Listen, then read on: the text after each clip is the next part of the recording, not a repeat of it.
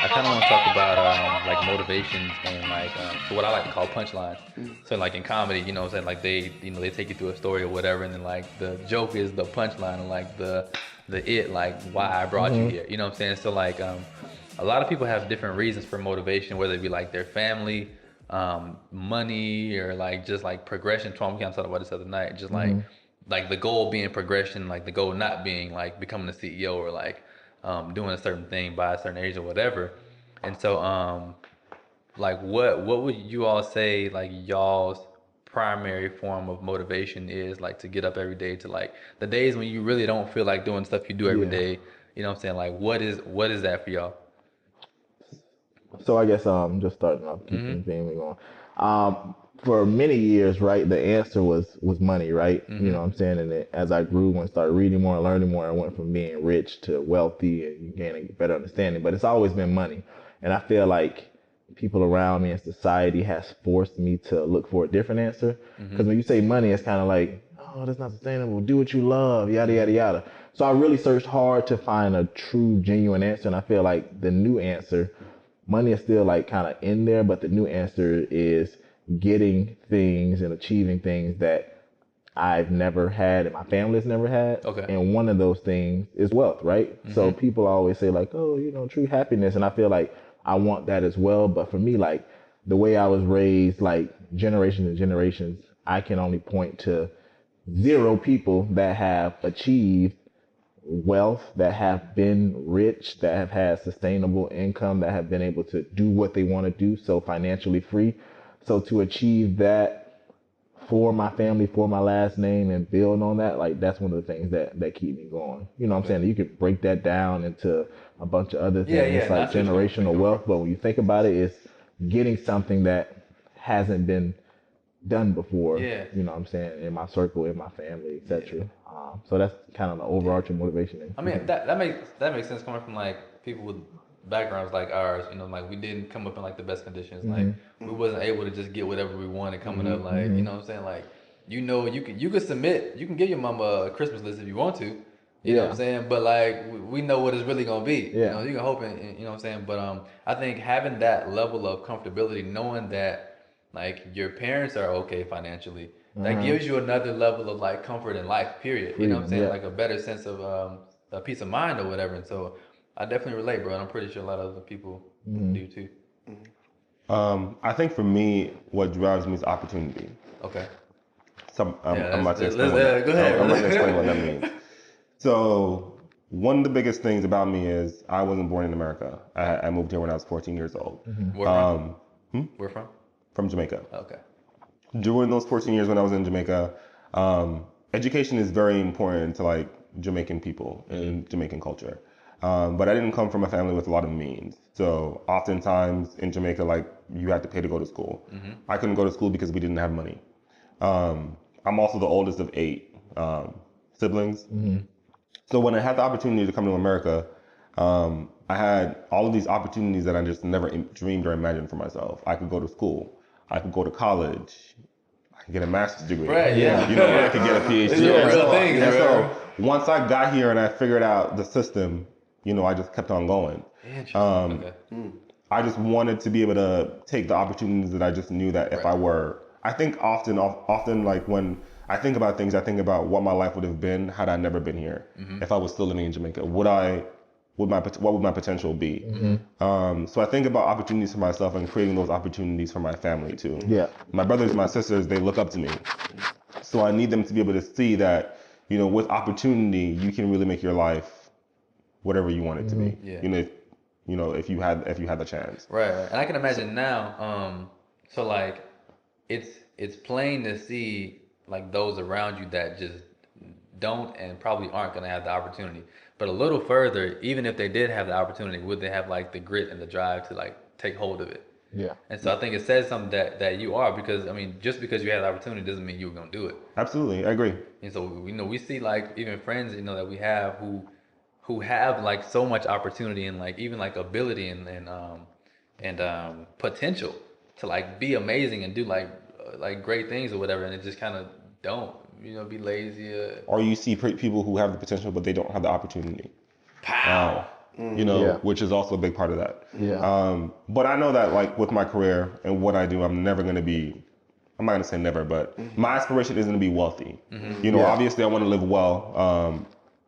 You know, you need money to survive. But I really enjoy doing what I do every day. And that's what keeps me going. That's a big one. Awesome. That's a big one. That's a big one. You want to speak on that, Trey? Yeah. So mine would be I have a couple different things. I think for the most part it is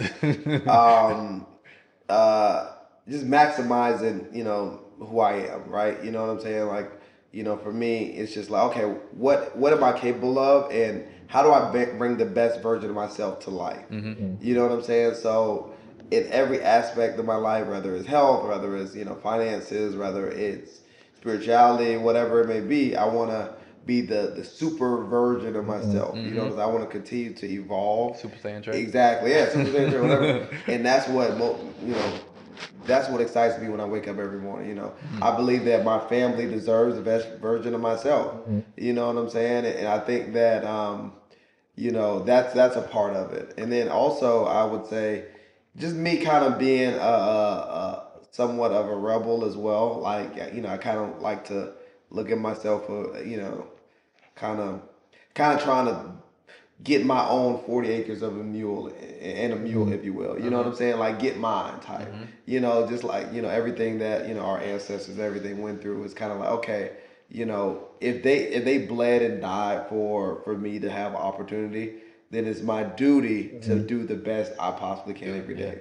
And that's what motivates me. You know what I'm saying? And you know, so I just want to make sure I'm doing right by my ancestors that died for me, as well as my family. You know, and that includes financial freedom as well. You know, I think you know, finances are important. I do want to be wealthy as well, and it's not necessarily just because I want to be wealthy. I want to be wealthy is because I just want to see if I can actually do it. I'm from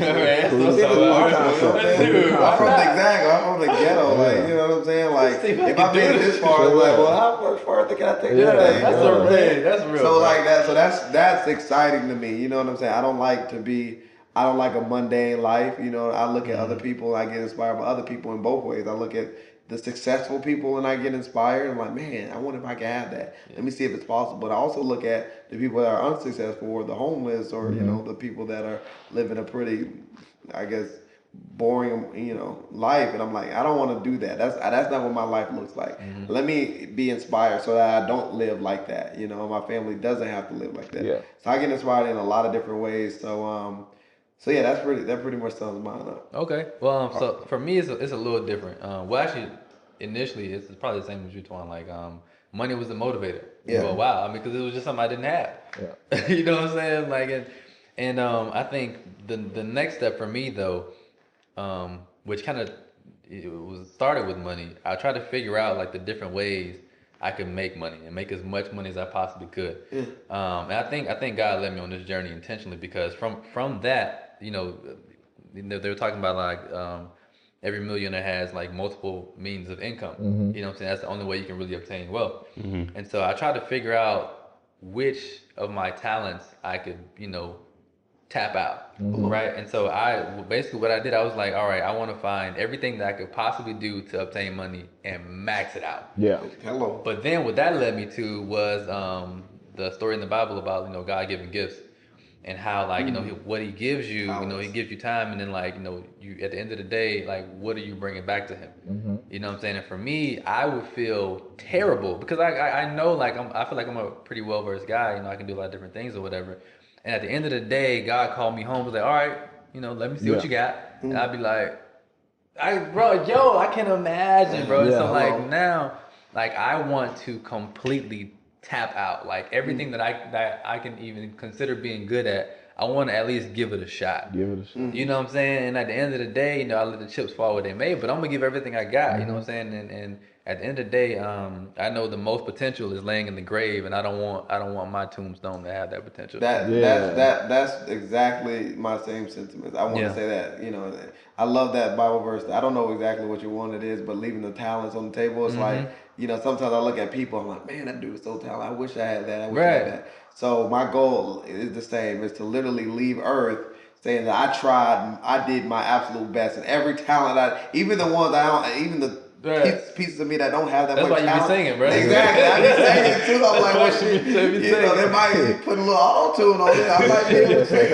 Real talk, So yeah, I agree with that. I think that's a great way of looking at life. You know what I'm saying? Because and I feel like in that same instance, like you're not comfortable either. You have to get out and do what you need to do. You know what I'm saying? You're not sitting at home. You're actually working. You're actually connecting with people. You're actually putting your best foot forward because that's what God wants us to do. I think at the end of the day, because being at the grave, what's the saying? You know, when you're in the grave, that's where all the most of the dreams of the $1 million opportunities are in the grave. Now we don't want to do that. Bro. Yeah, I want to finish when God calls me home as well. I want to be like, oh God, look, hey, I tried. I put it all on the table, boy. Even when I didn't have, I put it on the table. Real talk, man. man. I definitely love that. Real talk, bro. So another saying that I hear a lot is with great power comes great responsibility. Yeah. So I want to add to it is with great power and talent comes great responsibility because I feel like we all do have a duty, you know what I'm saying, to make it happen. And so kind of what I want to get into now, bro, is Can I just add something to that real yeah, quick? absolutely. Yeah, so like I think that when we say with great power comes great responsibility, we have to think about the responsibility not only to ourselves, but to the people that come after us. Exactly. So I think about that too, like the opportunity that I have now, like how will that affect my kids when I have them? Yes. You know, how will that affect 2 Generation. generations from now? You know, like Because it will. Because it will. So what we do right now in this present moment, and for however long we have left on this earth, will affect those people that come after us. Yep.